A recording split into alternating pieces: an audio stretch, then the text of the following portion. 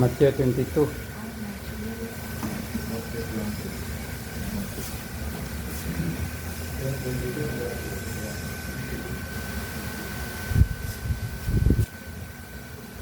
Sumagot si Jesus, ibigin mo ang Panginoon mong Diyos ng buong puso, ng buong kaluluwa, at ng buong pag-iisip. Ito ang pinakamahalagang utos. Dahil na alam mo na, dakilang Diyos ng pag-iisip. Panginoon, nagiging dito din sa iyong kapal. Ang pagtuturo sa iyong mga salita, wala kang pakalanan sa aking sarili kong kalata. In Jesus' name I pray. Why you need to study God's Word? Kanina kinanta natin. Babat sa kanyang salita. Kailangan na tayo ito ay kailangan na tayo ay mag-aral ng salita ng Diyos. Bakit? Dahil ito ay isang kailangan natin na mayroon tayo, nalaman natin, requires sa ating mga anak ng Diyos upang magkaroon tayo ng malalim na relasyon sa Kanya. Kaya nga dito sa binasa ko, sabi niya, sumagot since ibigin mo ang Panginoon ng Diyos ng buong puso, ng buong kaluluwa, at ng buong pag-iisip. Ang pagmamahal ng Diyos sa pag-ibig ng Diyos ay napakalalim. Hindi katulad ng isang ang kanyang pagmamahal ay hindi natin nakaroon sa ating ating. Kaya nga sinabi ko, ito ang pinakamahalagang utos na ibinigay ng Diyos. Ang pundasyon, ang pag-ibig ay kaalaman. Hindi mo itinuring ibigin ng totohanan ang sino man na hindi makatotohanan kakilala. Ang tunay na pag-ibig ay hindi lang puro emosyon. Ang tunay na pag-ibig ay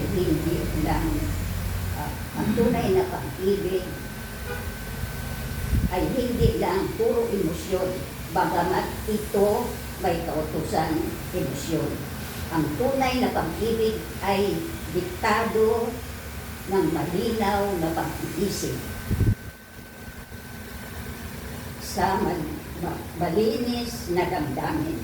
Sa makatuwid, para nasabi ng sino man na siya tunay na umiibig, kailangan tunay niyang makilala ang kanyang ibig. Dito na ating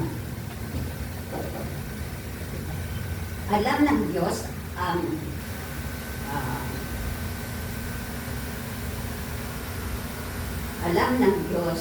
ang ganitong proseso. Kailangan ipakilala ng Diyos ang kanyang sarili sa atin upang makatubon tayo sa kanyang pag-ibig.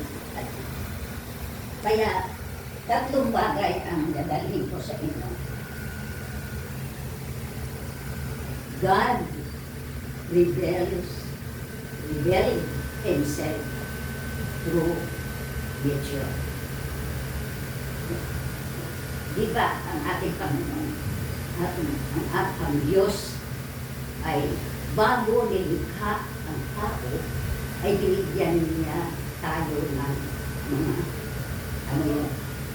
sa kalikasan. Yung mga binigay niya sa atin sa kalikasan. Binigyan na tayo ng tubig, kahoy, mga damo, yung ating mga gamot sa mga plants, nature na binigay ng Diyos, mga herbal, binigyan na niya tayo pa dahil ipinakita niya ang kanyang tunay na pag-ibig sa atin bago nilikha tayo. bago nilikha ang tao. May binigay siya ng pundasyon para huwag tayo gutumin. Mayroon ng may lupa, may tubig, yung bundok, di ba? Nasa tao na lang ang kanyang pagkilos. Kaya maraming mga tao na naghihirap. Naghihirap kami, wala kami makain. Pero may binigay na ng Diyos sa atin, di ba? Sa ating buhay, binigyan na tayo ng lakas. Binigyan na tayo ng yung pag-iisip, kaalaman kung paano natin gawin na para gawin natin ang nais magustuhan natin sa buhay. Ibinigay na ng Diyos dahil mahal tayo niya. Ayaw niya maghirap tayo. Pero marami pa rin tao na naghihirap. Dahil nais ng tao nga. Gusto ng tao kasi ayaw kumilos. Gusto kuhaan na lang. Hindi na kung kikilos. Pero pag ang tao ay kikilos siya dahil andyan na ibinigay ng Diyos sa atin. Nandun ako sa probinsya, nakita ko. Pagka-umaga nakita ko sa bundok. Napakaganda na ibinigay ng Diyos sa bundok. Mayroon pa mga korte ang mga bundok. Pag pumunta ka sa bundok, di ba? Napaka-payapa sa isipan mo. At marami, lalo na kung maraming dahil. Ang ano lang sa tao kasi, yung katamaran, yun na mahirap na ano sa tao na rin ligtas sa kanyang buhay. Andiyan na, binigay na ng Diyos lahat. Pero nahihirap pa rin. Dahil hindi na siya lumagawa. Binigyan pa rin siya ng lakas ng Panginoon. Pero hindi. Nakita ko doon sa yung binigay ng Diyos. Di ba ang ating Panginoon sa Kristo ang tawag sa Kanya? Siya ang batong sandigan. Kaya doon nakita ko sa probinsya, sa aming barangay, sa atin, sino nakapunta na doon sa yung pawikan. Nakapasyal. Anong napansin niyo doon sa pawikan? Kasi nung pumunta ako doon sa puwan, nakapunta ako doon. Sila nauna yan, sila din dito on. Talagang umakyat sila doon sa puwan, 75 stairs ng bed. Pinakyat doon. Talagang hindi ako sumama. Hindi ako sumama kasi baka ako hingalin sa ako. Hingalin, hindi ako kasama doon sa umakyat. Naiwan ako doon sa baba. Talagang yung pawikan, walang nakakapwento sa pawikan kung ano ang disenyo doon sa pawikan. Ang nakita lang nila yung design lang na pawikan, yung puting pawikan, kaya ang tawag doon sa puting na yung pawikan. Nung doon ako sa baba, talagang sinitilan ko yung pawikan. Sabi ko pa lang nakapagkwento, kahit si Glenn hindi sa akin dito. Nung doon ako, sinitilan ko ang pawikan. May puti talaga siyang pawikan. Hindi lang puti. Mayroon siyang mata, may noo, may dito ilong, may bibig. Sabi ko kay Glenn, nakita mo ba ang pawikan na may sak, na may mata? Talagang kinunan niya talaga kung totoo mayroon. Talagang kinuhaan niya. Sabi niya, sabi ko may mata. Talagang may mata. May isahin talaga siya. Talagang maraming nung kasama natin, umangga sila ng bago. Nakita ko yun. Kaya talagang pasalamat ako sa Panginoon. Kaya pinakita ko. Sabi niya, sabi niya, mayroon na. Ilang beses na sila pumunta ko. Kaya doon ko napansin yung kalikasan ng Panginoon. At siya ay batong sa iyo. Ang ginawa niya sa pawikan bato, inukitan niya. Hindi tao ang umibig, kundi ang Diyos ang umibig sa pagitan.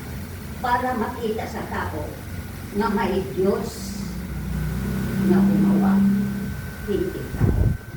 Para makilala sa tao na sa buong mundo na may Diyos talaga na nagmamahal sa atin, yung puso na nagmamahal sa atin. Hindi na kailangan natin magtanong pa. Kaya nga, kailangan natin na tingnan natin kung ano yung mga ginagawa. Binuhos sa bato niya inukit para hindi mabura. Kasi kung sa kahoy niyang inukit, mabulok. Kung sa mga bagay na bulok, talagang mawala yun. Iyon matagal ng panahon.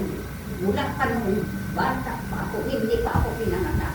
Nandun na yung pamilya na yun sa barangay na mismo sa lugar namin, sa baryo namin. Kaya kung ko napansin na talagang ang Panginoon nagbigay ng design para makita doon lang din sa aming barangay. Kaya sabi nga dito, ang tamahangang San Sinuko ay malinaw na nagpapahayag sa kalamitan, kapangyarihan, kalikasan ng Diyos. Ano pa, wala nang maikadahilan ang tao. Wala na tayo magkadahilan. Dahil pinakita mo ng Diyos ang kanyang pagmamahal. Ayan katakilan. Ang kalikasan. Hindi mabuhat ang kanyang pag-ibig kung makita natin yung kanyang pag-ibig. Siguro, sige ko na lang po kasi sabi ni Lili, huwag mo na ako pati. Ang oras. Pangalawa, God revealed himself through Christ. Ito alam na natin, kaya pinagdiriwang natin yung nakarang Silver Pasko. Ang ganay na Pasko. Talagang inihayag ng Diyos ang kanyang pagmamahal sa atin. Sabi niya ko, para wala na tayong ipakita. Talagang ang Diyos tunay yung nagmahal sa atin. Hindi yung katulad sa mga binata, mantigaw, talagang magsabi, talagang mahal sa mga ligawan nila. Diba? Iniibig nila. Pero may pag-uras na may diferensya, pupukas yun. Kahit tayo lumalayo sa Panginoon, nandun pa rin ang pagmamahal sa atin. Yung pag-ibig niya sa atin, nandun pa rin. Nagpaiwan pa rin. Sa pamagitan ng ating Panginoon, binigay niya. Mayroon bang magulang na nagbigay sa kanyang anak? Sumunta ka doon. Ibigay mo ang buhay mo kung hindi makinig. Kailangan magpakita ng mga matay ka para sa kanila. Wala, di ba? Walang tatay na magbigay sa kanyang anak para lang mamatay sa kanyang pagmamahal sa mundo ito. Kundi isa lang ang ating Panginoon. Kaya yan, pinahayag ng Diyos. Kaya walang maitago ang Diyos sa kanyang pagmamahal sa atin. Ang kanyang pagmamahal ay kaya na pinagkalit sa atin.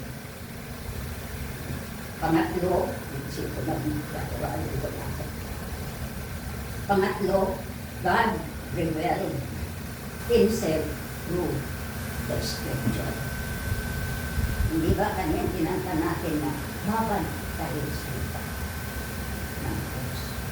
Dahil ang salita ng Diyos, dito natin nakikita sa na ipinahayag ng Diyos ang kanyang sarili, hindi lang sa pamagitan ng petition o pagdika, at ng paglikha at ang Panginoon Jesucristo, kundi sa pamagitan din ng kasulatan, ang salita ng Diyos na nasulat. Kaya ang salita ng Diyos importante sa buhay natin. Kaya nga kami, mayroon kami yung kalendar na dito nang bigyan ko yung ating mga anak, magkalendar. At basahin natin yung parang devotion natin yan, sa araw-araw. Dahil ang salita ng Diyos ay importante sa buhay natin.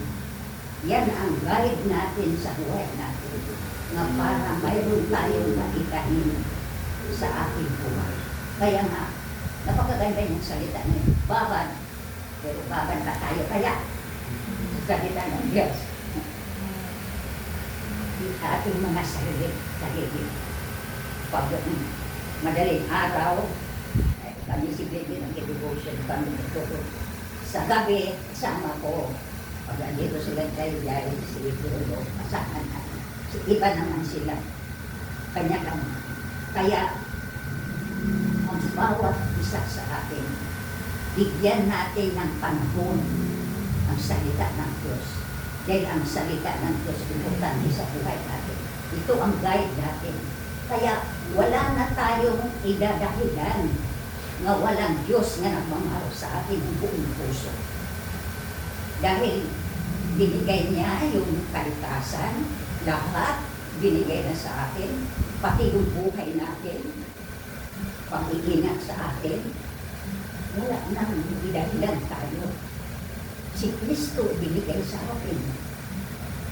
Namatay siya sa pagmamahal sa atin upang huwag tayo mapahamak. Kailangan natin talaga yung salita ng Diyos para maunawaan natin kung paano ang pagmamahal niya at binigay niya sa atin. Walang katulad ang kanyang pagmamahal sa atin. Kaya kailangan yung salita niya sa atin. Ang bawat pahina ng kasulatan ay nagpapakilala ang Diyos